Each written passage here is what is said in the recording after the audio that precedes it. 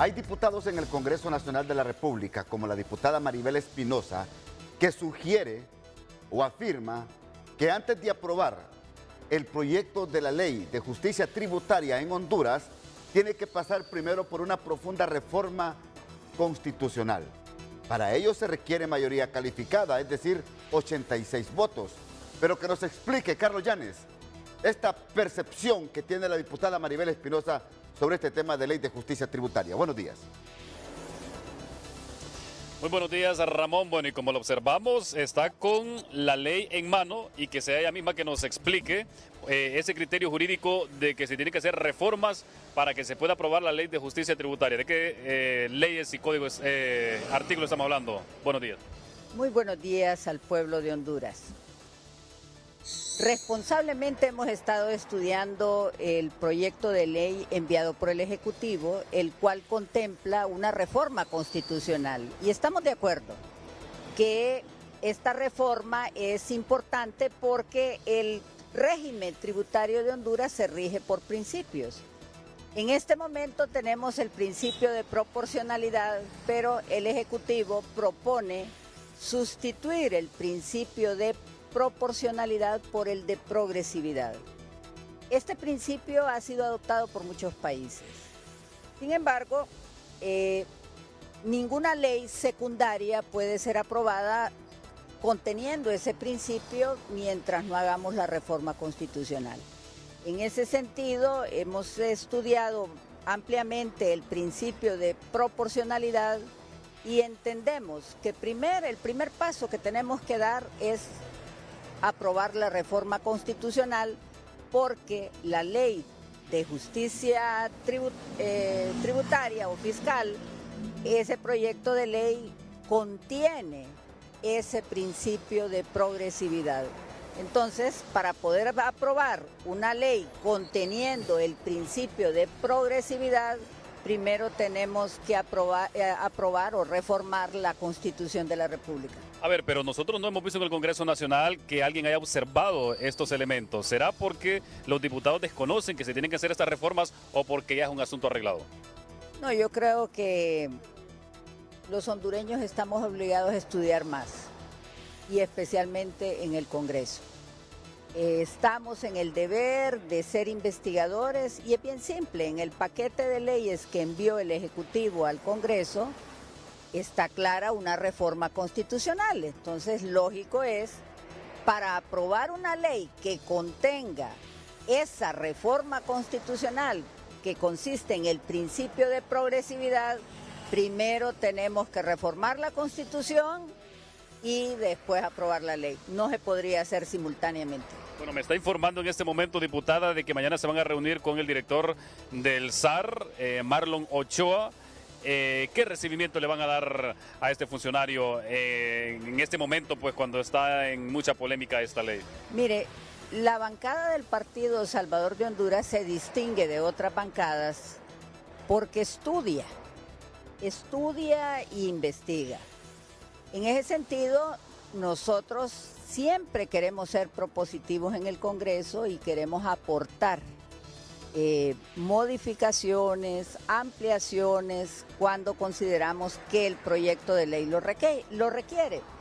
En ese sentido, esperamos tener un diálogo abierto con el señor ministro y preguntarle muchas cosas sobre la ley y que nos informe alcance de la ley, porque para el caso hay algo que también quiero decir, que ya lo anticipé en una reunión pública que me callaron, por cierto, en esa reunión pública.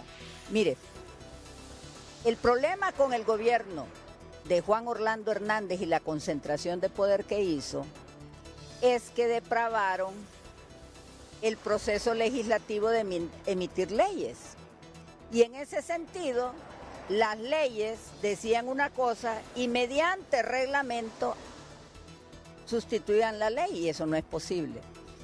En ese sentido, nosotros ya hicimos la primera pregunta, porque cuando se establecen regímenes dentro de una ley, tiene que desarrollarse el régimen dentro de la ley y no en el reglamento.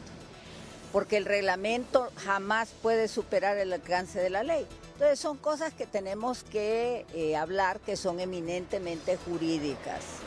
No es el tema económico en sí, pero sí es importante porque en un Estado de Derecho nos regimos por la Constitución de la República, en ese orden jerárquico, las convenciones y las leyes. A ver, diputada, con estos elementos que usted agrega a estas reformas que tendrían que hacer, ¿se aleja o se complica más la aprobación de esta ley? Mire, si lo que se quiere es poner en vigencia una ley que contenga el principio de progresividad en este momento, no se podría.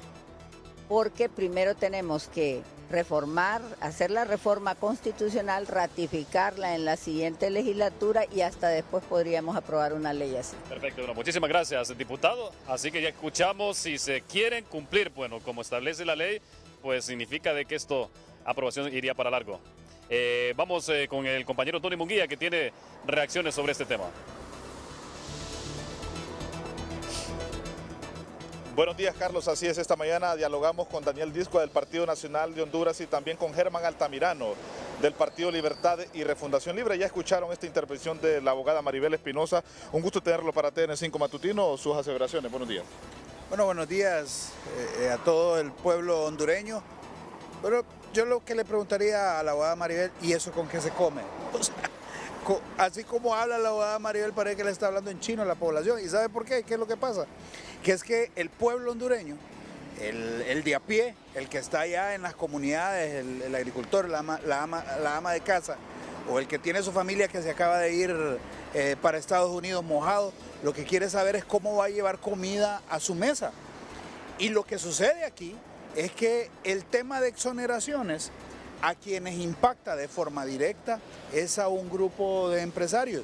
Y mire, y yo le voy a decir, y no es a todos los empresarios, porque aquí tampoco hay una lucha de clases, no debería de estar la sociedad polarizada o confrontada por temas que son importantes, sí es cierto, pero tampoco podemos nosotros empantanarnos en eso, y le voy a decir por qué.